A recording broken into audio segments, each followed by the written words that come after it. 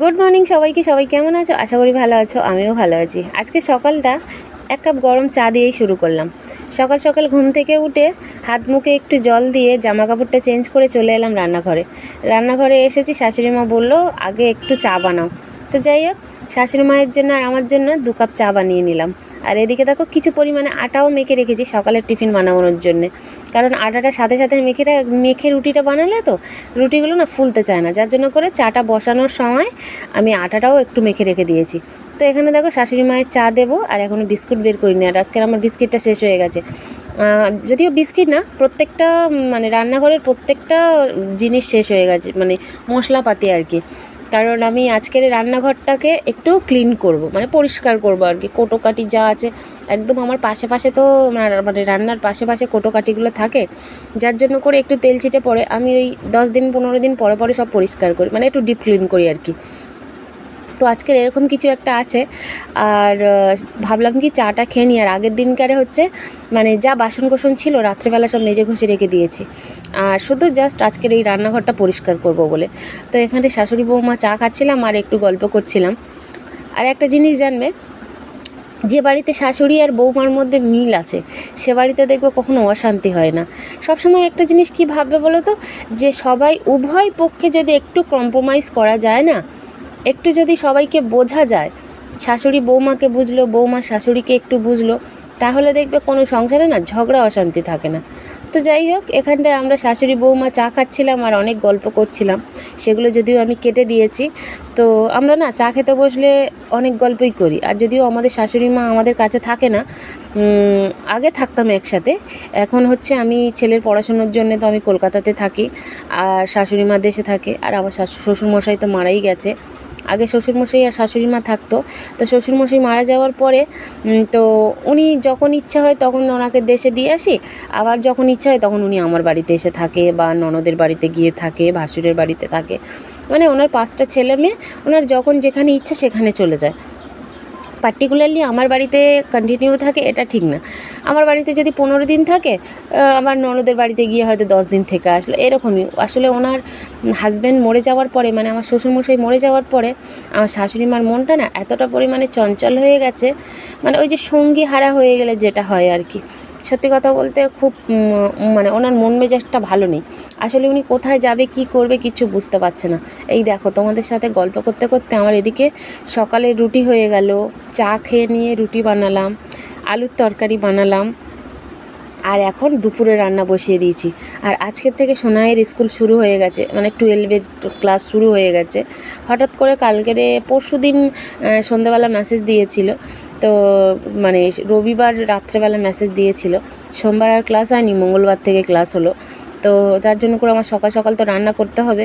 আর আজকের সত্যি কথা বলবো, তরকারিটা দেখতে হয়তো কালারটা ভালো লাগছে, কিন্তু অতিরিক্ত পরিমাণে ঝাল দিয়েছিলাম তাড়াহুড়ো করে রান্না করতে গিয়ে, আর মার সাথে গল্প করছিলাম, আর এতটা ঝাল দিয়ে দেবো বুঝতে পারিনি। তো সবাই তো খুব কষ্ট করে আজকের খেয়েছে। আর আজকের তো আমাদের বাড়িতে বাজারে যাওয়ার একজনও মানুষ নেই। আমি তো বাজারে যাই না, তোমরা জানো। তো সোনাই যায়, নয়তো তোমাদের দাদাভাই যায়, কিন্তু আজকের কেউ নেই। তোমাদের দাদাভাই গেছে কাজে, সোনাই গেছে স্কুলে। এখন কে মানে যাবে আর কি, ও পড়তে গেছে আর কি, এখনও বাড়ি আসেনি। তাহলে বলো তো কে বাজারে যাবে? আমি বলি ডিম রান্না করি। আর আজকের আবার বিকেলে আমার ছোটো ননদ আসবে, একটু বেচারি ও আসবে, ভাবলাম একটু মাছ টাছ রান্না করব, আর করা হলো না। তো যাই হোক, বিকেলবেলা খুব ইচ্ছা আছে যে একটু লুচি মাংস করার। তো দিদি এলে, আর এদিকে দেখো সন্ধে হয়ে গেছে, রান্নাবান্না করে একটু খেয়ে দিয়ে ঘুমিয়ে পড়েছিলাম। আর একটু শুয়েছি, দেখি দিদি এসেছে, ছোটদি এসেছে। তা সেই থেকে আর কারোর ঘুম হয়নি। এখন বাজে হচ্ছে ওই 5:30 মতন বাজে। তো ওদিকে টাইম কলে জলও তো এসে গেছে, গামলা ভরতে দিয়ে।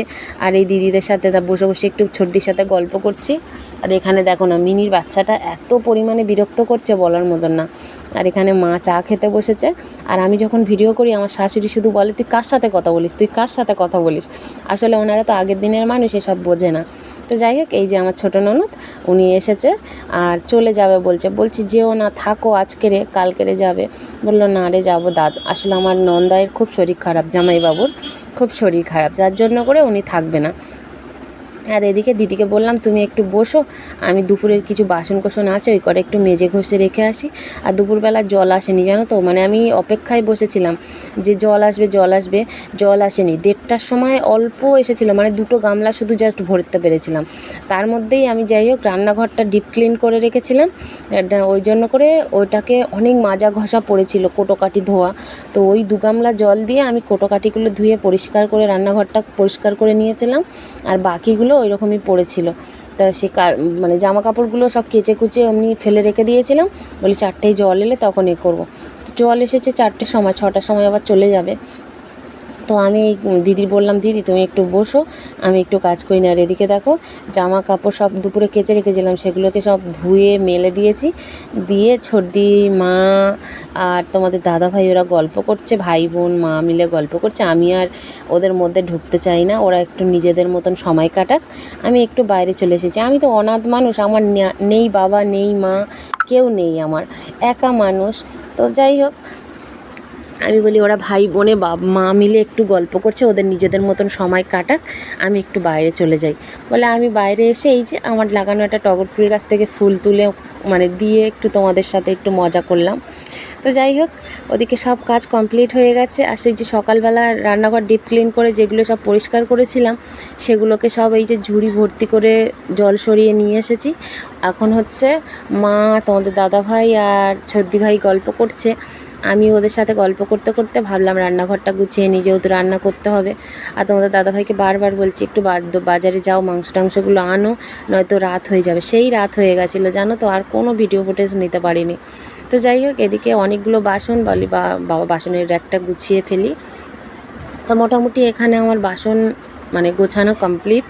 অল্প কয়েকটা বাসন, মানে কোটোগুলো বেশি ছিল, বাসন কম ছিল।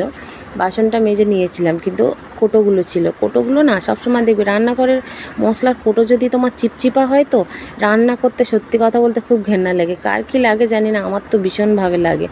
আর এই যে সকালবেলা সব বিস্কিট এনেছিলাম, মানে দোকানে গেছি তো বড় বিস্কিট আনতে বলেছি, তো সেই দোকানের দর বললো কি এই বিস্কিটগুলো নিয়ে যাও, মানে ওই যে গুগলি বিস্কিট। তো ওই বিস্কিটগুলো দিয়েছে, ওবেলা চা খেয়েছে, আর এই 1 প্যাকেট ছিল, ওটাকে কেটে কুটে আবার কৌটোর মধ্যে গুছিয়ে রাখলাম। মানে কি বলো তো, যেটা তুমি ভাববে যে আমি এইটা করব, সেটা তুমি করতে পারবে না। আর এদিকে আমি তোমাদের দাদাভাইকে শুধু বকছি যে একটু বাজারে যাও একটু বাজারে যাও, সে তো যেতেই চাইছে না। মা দিদির সাথে বসে বসে গল্প করছে, জানি না কখন যাবে, যখন আর যাবে তখন আনলেই বাজার করে রান্না করব। তো যাই হোক বেশি রাত যদিও হয়নি, এখন সবে ওই 6টা 6:30 মতন বাজে, আর আমি সমানে ঠেলা দিচ্ছি। যেহেতু আমাদের মেয়েদের তো এটাই স্বভাব যে কেউ বসে থাকলে, বিশেষ করে বরেরা বসে থাকলে আমরা তো সহ্য করতে পারি না। তো যাই হোক ওরা গল্প করছে, যখন যাবে, আর আমার দরকার বলার, আমি শুধু বলতেই থাকি। তো যাই হোক এখানে দেখো, আর সবথেকে মেন কথা হচ্ছে এই যে লিমকার বোতলটা নিয়েই আমার মানে ননদকে বলছিলাম যে মা এরকম এরকম বলছিল। তো যাই হোক তো মা দিদিভাই ওরা সবাই দেখো এখানে আছে।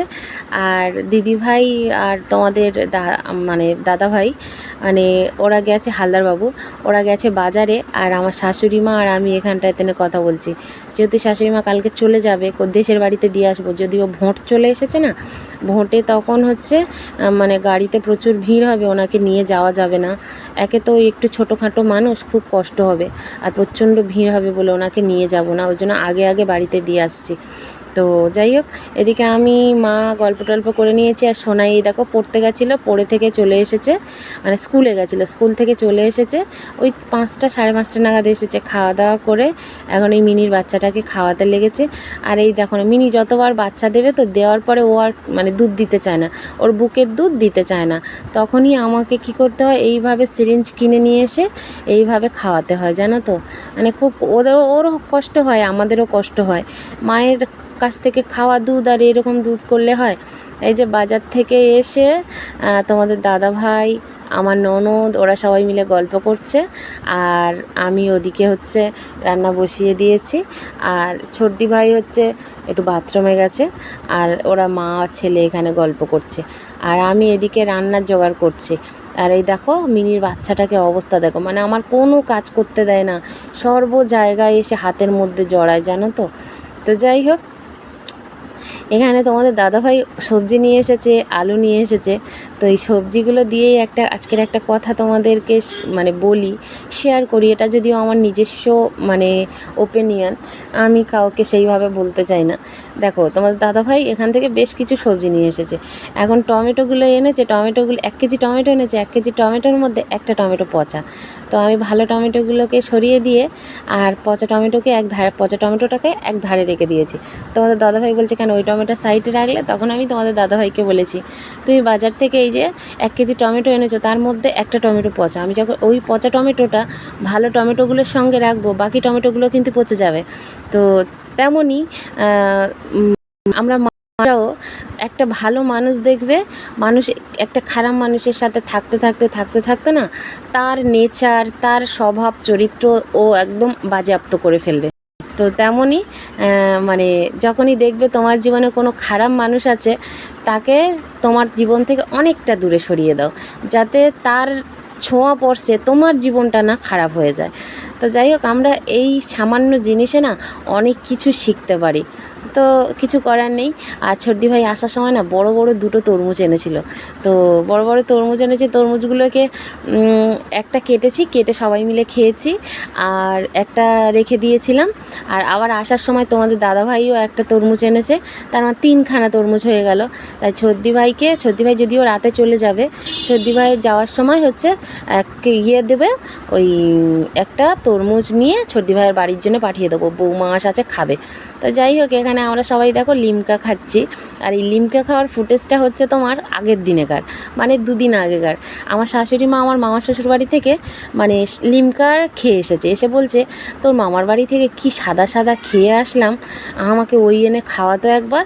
তো একটা স্প্রাইট এনেছে, একটা লিমকা এনেছে। উনি বলছে এইটা খেয়েছি। তো যাই হোক, বয়স্ক মানুষদের যেটা আশা হয় সেটা খাওয়ানো ভালো। জানি না কতদিন থাকবে আমাদের কাছে। চলো আমরা খাই, আর তোমাদের এখানে ভিডিওটা শেষ করলাম। ভালো লাগলে লাইক, কমেন্ট, শেয়ার করো। টাটা।